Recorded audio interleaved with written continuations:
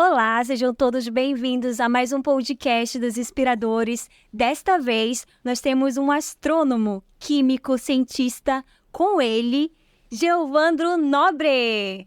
Saudações astronômicas, eu sou Geovandro Nobre e este é mais um vídeo dos Inspiradores Podcast.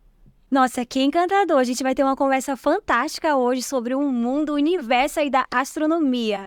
Então, Geovandro, eu quero que você comece aí falando brevemente quem é você, quem é o Geovandro e como começou esse seu interesse aí por esse mundo, esse universo aí da astronomia e como começou assim, como foi seu incentivo, o que te incentivou a estudar sobre esse tema aí? Bom, Geovandro Nobre é uma pessoa comum, manauara, nascido em 1979. O que me inspirou a estudar astronomia foi a passagem do cometa Halley, lá em 1986.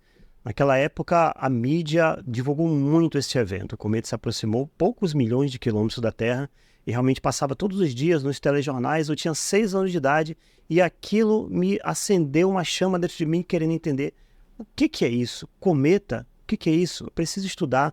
É algo desconhecido? É algo bonito? É algo distante? É algo grande? É algo que vem do universo? Então eu preciso entender isso. Eu sempre tive um senso de curiosidade das coisas, analisando a natureza. Então, mas além da natureza da Terra, eu queria olhar além da atmosfera, para o nosso universo. Uau, gente, que incrível! 6 anos de idade. Gente, o que faz uma criança com 6 anos de idade que para assim, quer, se encanta com isso, quer estudar sobre isso e tem interesse sobre isso? Eu, com 6 anos de idade, eu acho que eu queria brincar de terra, barro, assim.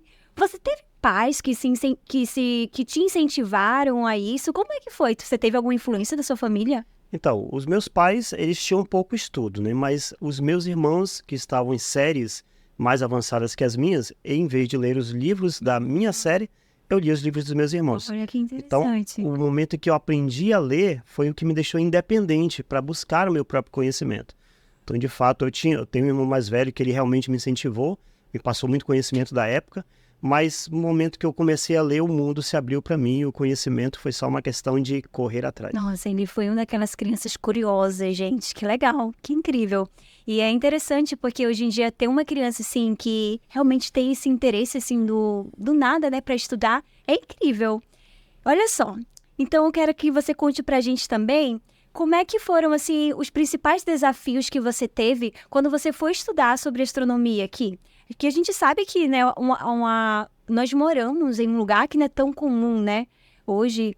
E não sei se você tem muitas referências, inclusive aqui locais. Então, como é que foi as primeiras dificuldades ou desafios que você teve para estudar sobre esse tema aqui?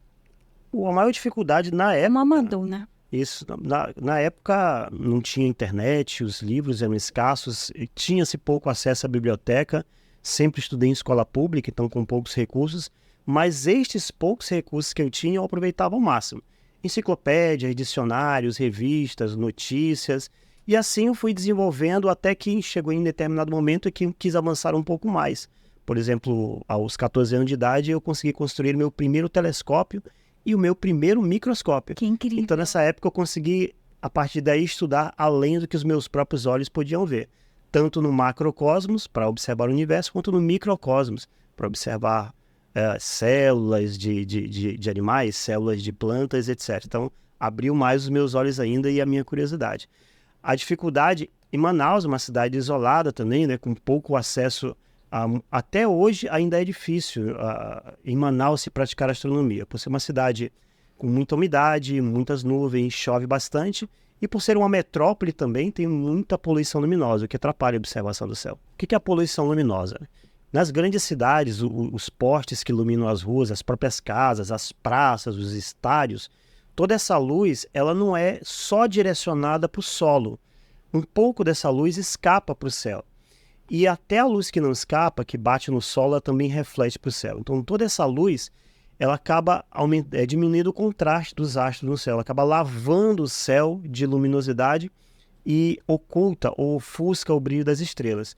Como não é muito comum você ver muitas estrelas numa grande cidade com poluição luminosa, talvez isso seja um dos motivos para as pessoas não se admirarem tanto do céu, não achar o céu tão bonito a partir das cidades. Então isso acaba tirando um pouco o incentivo para essa observação.